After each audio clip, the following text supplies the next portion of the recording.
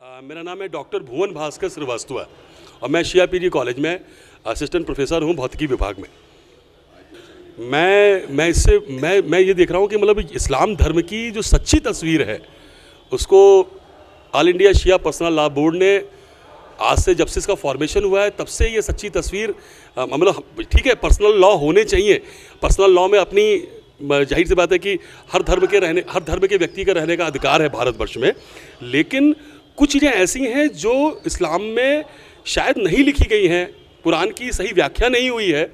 और शिया personal law board ने एक ऐसी बात कही है जो मुस्लिम महिलाओं का शोषण हो रहा था, उस शोषण के खिलाफ उन्होंने एक ऐसा तलाकनामा मंजूर कर दिया है जिसमें 3 बार तलाक कहने से एक लेडी जो है, मुस्लिम लेडी, जिसका कोई फिर पैसा कहीं नहीं मिलेगा, उसको गुजारा भत्ता नहीं मिलेगा, और उन्होंने अधिकार दे दिया एक महिला को कि उसको भी तलाक का अधिकार दिया है। कितनी बराबरी की बात है। और इस्लाम में दोनों के बराबरी की बात कही है। इस्लाम में स्त्री और पुरुष दोनों को बराबरी का दर्जा दिया गया है।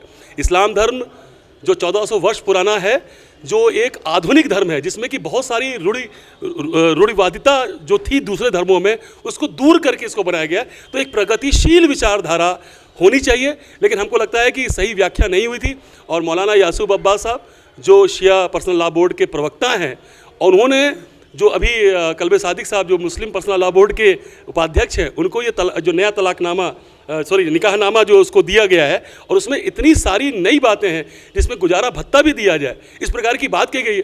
और इससे जितनी भी मुस्लिम महिलाएं हैं वो इस्लाम की सच्ची तस्वीर प्राप्त कर रही हैं और उनको इतनी खुशी हो रही है इस बात को, उनको लग रहा है कि वास्तव में आज इस्लाम को सही रूप से प्रस्तुत किया गया।